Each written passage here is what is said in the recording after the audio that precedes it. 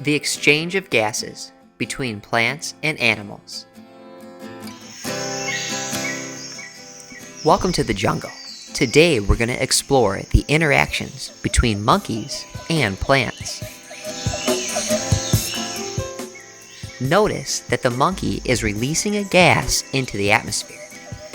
This gas is CO2, better known as carbon dioxide. Plants take in carbon dioxide produced by the monkey.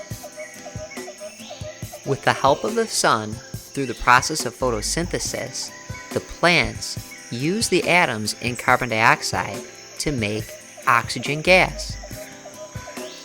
The oxygen is inhaled by the monkey.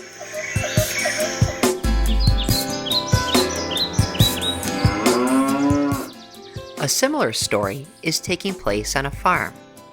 Here, the cow is producing carbon dioxide gas when he breathes out. The carbon dioxide enters the plant through the leaves and finds its way into the chloroplasts. Here, carbon dioxide is broken apart and oxygen gas is produced. The exchange of gases, a relationship between plants and animals.